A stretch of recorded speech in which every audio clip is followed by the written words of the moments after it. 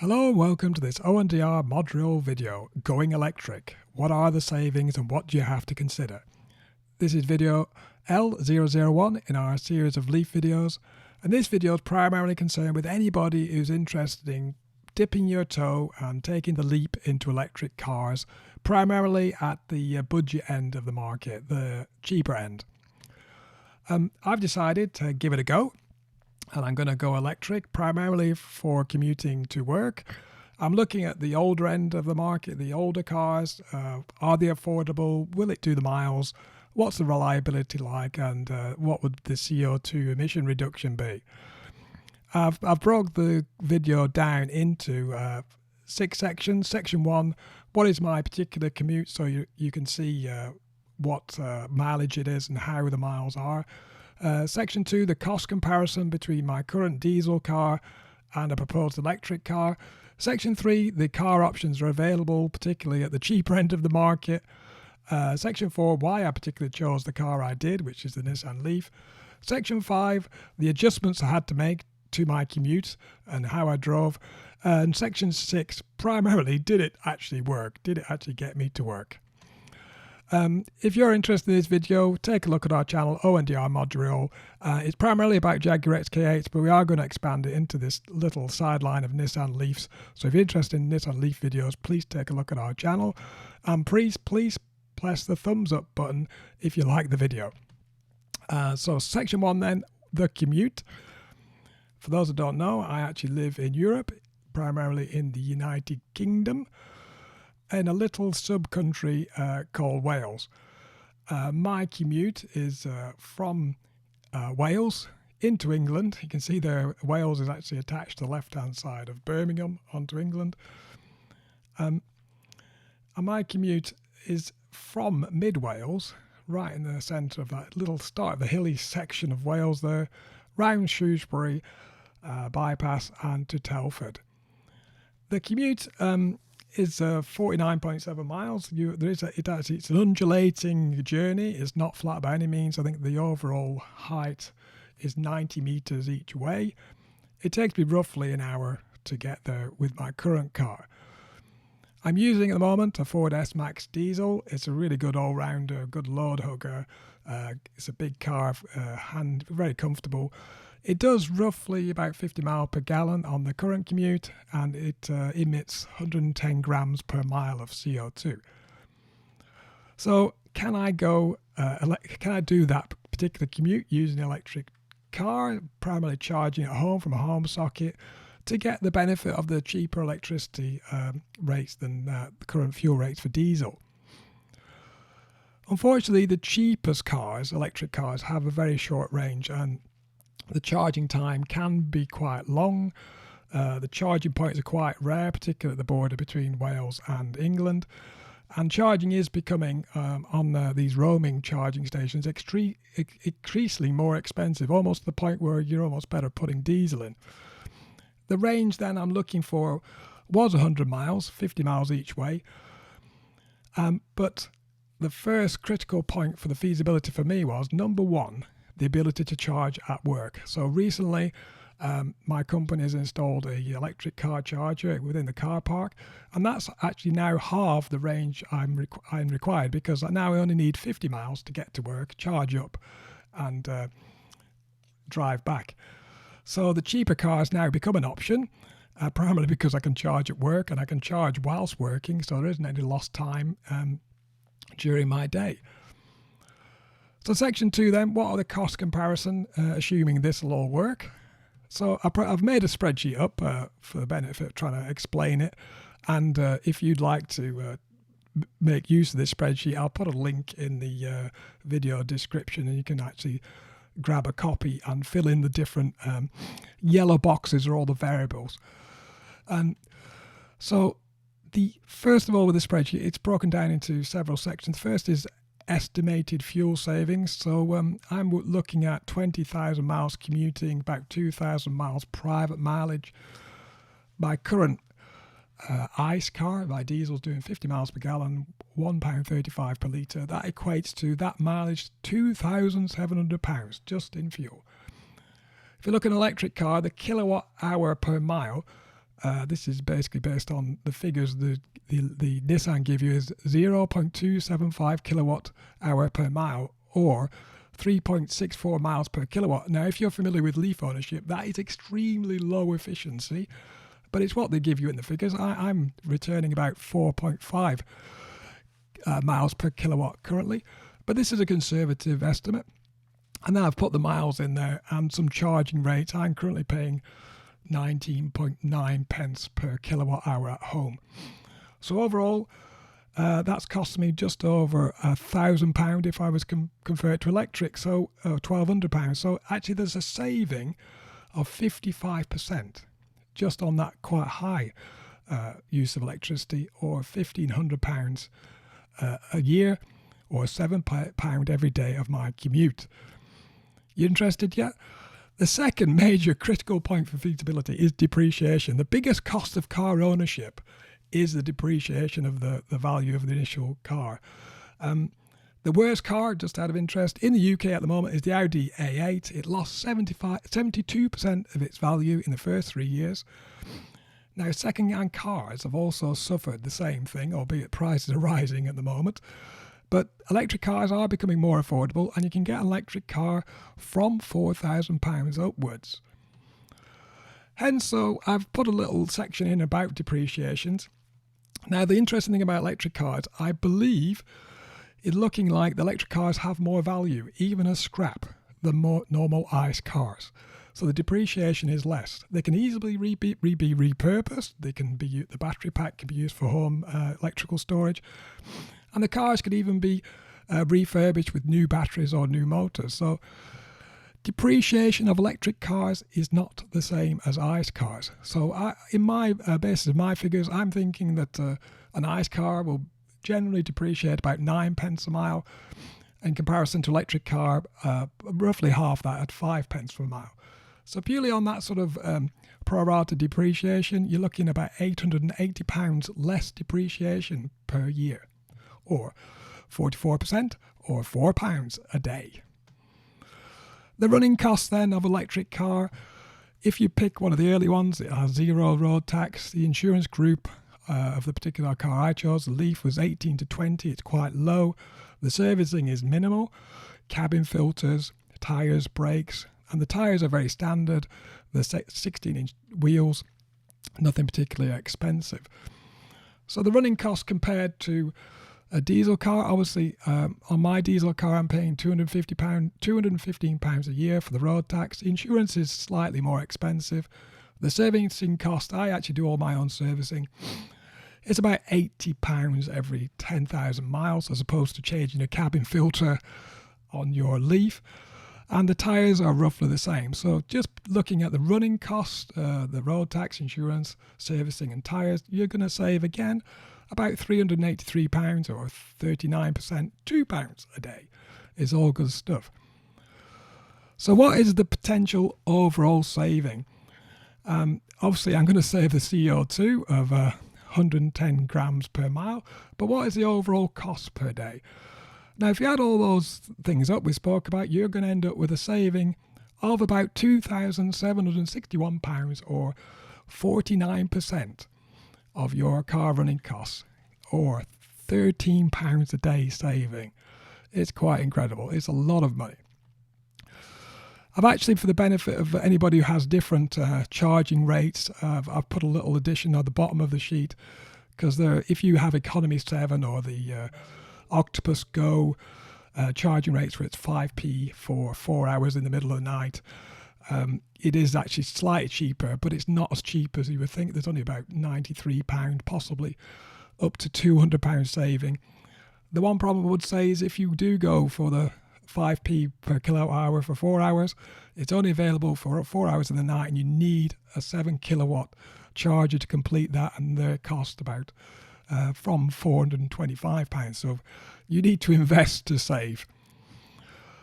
Section 3 then, what are the car options sub 10k I considered for this? First of all, there's a Zoe. The problem with a lot of Zoes, they start about £6,000.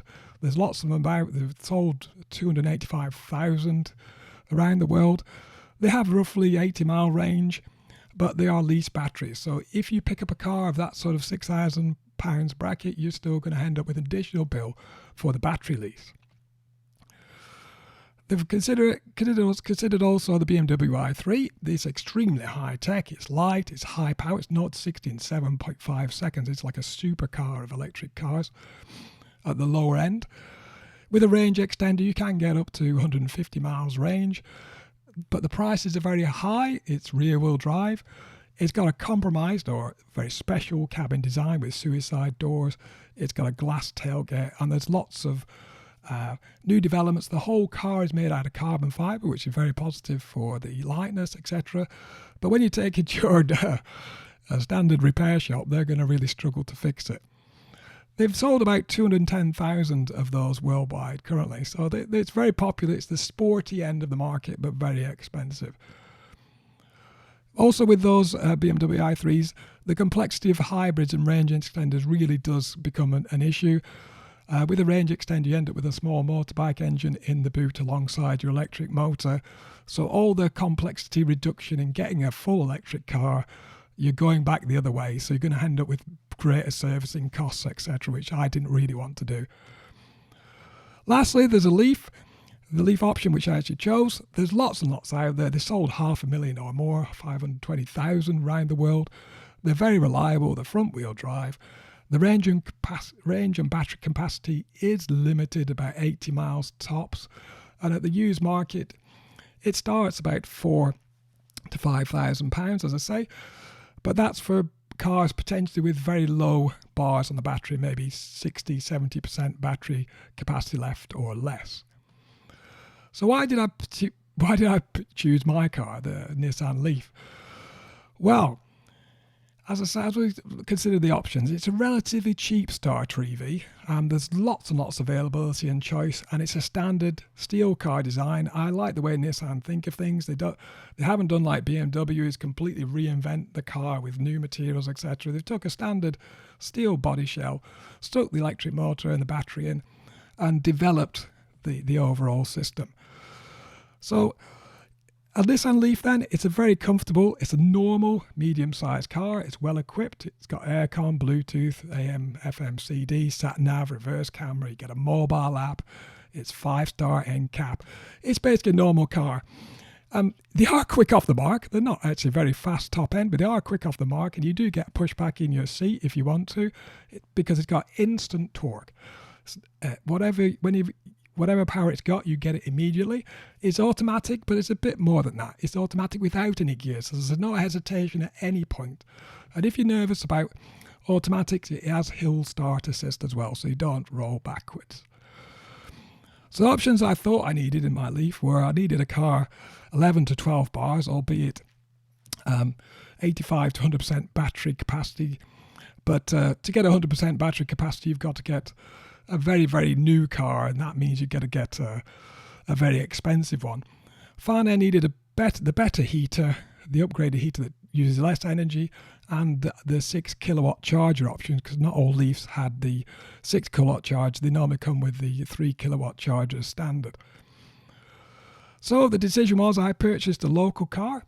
It's basically 2013. It's an 8-year-old car. It's low mileage, 54,500 miles. It's got 11 of its 12 bars left, circa 85% battery life. It's a Gen 2, 24 kilowatt, so it's got a reliable battery. It's mid-range, a centre model. It's got the more efficient AC and heater. It had the 6 kilowatt power upgrade with a Type 2 connector, and it had a full service history. So section 5, what adjustments did I have to make this happen? Well, first of all, I had to get access to an external socket. So I fitted one to the outside of the house for £30 plus fitting. I had to buy a granny home charger. Unfortunately, my Leaf actually only came with a Type 1 to Type 2 connector, but I had to buy a granny home charger, which is circa £150 from Screwfix or other retailers. I actually bought a separate car insurance because I wanted to keep my other car insured just in case it didn't work out. But it wasn't very expensive at all, even with no claims bonus. I'm a 50-year-old living in mid Wales, so I suppose it's a cheaper end of the market. It was only 260 pounds. I do have to get a little bit earlier because the journey time has increased by about 10%, minimum 6 minutes. I am being conscious of wearing warm clothes because the heater does reduce range, albeit it's not got cold yet. I am watching the instruments, particularly the estimated range or the guessometer. As I say, I'm driving slower because I'm trying to maximise range, but I'm finding it very relaxing, and I've started smiling again. I'm driving Miss Daisy territory. So Section 6, did it actually work? Well, as predicted, it did. I made it with circa 16 miles left and 23% of the battery. Now, normally if you're driving a nice car, you think, oh, only 16 miles, oh, crisis. But an electric car, it's quite normal because you're filling up twice a day, every day. And getting a low miles is not a problem because you're at your destination, you'll have your charger. So I was very nervous about the first trip, so I've done a little Nissan Leaf battery tracker to give me some confidence and work out some data. You can find that. I'll put a link to this particular spreadsheet if you want to fill something in yourself. The average range to 5% battery life I found was about 65 miles, so I'm well in there. I'm not really sure about the cold weather drop off, circa 10 to 20% range reduction. Based on the guessometer at 72 miles, I'm looking to get 57.6 miles, and the range I predicted at 65 to 5%, with an 80% reduction gets me to 52 miles. So I'm fairly confident, even in the cold, I'm going to get to work still, at least as the battery life is now. Unfortunately, the battery will degrade. The battery is degrading all the time. The range will reduce. The rate of decline, I'm not really sure. How long will it go before it's no good? I'm not sure, but I'm going to find out. Now, if we consider how long the battery lasts, there's a bit of a graph. My minimum capacity to commute is about 50 miles. I expect that to be about 70% of the battery overall capacity from new. It's reduced from 100% to 85 in 54,500 miles. So I'm thinking that's another 15% again. So I'm probably going to get another 50,000 miles before I'll reach the break point and I'll no longer be able to get to work all the way without charging. And at that point, I'll have to change the battery or whatever. But that's maybe possibly 1 or 2 years in advance, maybe even longer. But I'm going to find out and I'm going to let you know. This is assuming it's a linear reduction. It might actually be faster or it might be a different shape. We're going to find out. I did consider faster charging, only just to and charging only to 80%. Obviously, I have to charge to 100% of my battery's capacity every day to get the 50 miles. But what I'm doing, I'm charging to 80% in the weekends when I'm not using it. I'm avoiding using 50 kilowatt charging or the CHAdeMO sockets to maximize the battery life. Interestingly, weekend use of the car has increased. People want to use the Leaf all the time because it's quite a fun car and it doesn't cost you very much. So I do need faster top-ups at the weekend because the 50 miles a day doesn't get you very far. So I'm going to consider adding the 7 kilowatt charging point just to help during the weekends, to be honest, so we can maybe get 100, 150 miles out of it at the weekend per day. So as a summary, the advantages: I'm saving £7 a day on fuel, a minimum of 55%. I'm saving 1.1 tonnes of CO2 per day. Hooray! I can refill at home. It's a simple, reliable car. It's a 5-door hatchback. It's a baked beans of cars. It's very easy to drive and hopefully it's easy to maintain, but I'm going to find that out. The adjustments I made, as I say, I needed the external socket, a granny charger. I get up a bit earlier. I wear warm clothes. I drive a bit slower. Disadvantages, really, the winter range, I don't really know. I think I'm all right, but I'm not sure. And I'm not really sure how long the battery will last, but I believe I can get 2 years out of it. It'll still make money with the depreciation and everything, and I'll just go and trade it for another one or exchange the battery. If you're interested in this sort of thing, I'm going to do a follow-up video of the winter range and will I actually get there in the winter and the snow. I'm also going to do some videos on how I've got the car wings going, which is very, very sort of very complicated, overly complicated, but I'll explain that in the way that you can get your head around it. Leaf spy, adding the spare wheel, doing the oil change, some light aero mods and LED light bulbs, normal stuff. Thank you very much for watching. If you're considering buying an electric car, please do it. Take the plunge. And if you like the video, please like, comment, share and subscribe for more XK8 and Nissan Leaf videos.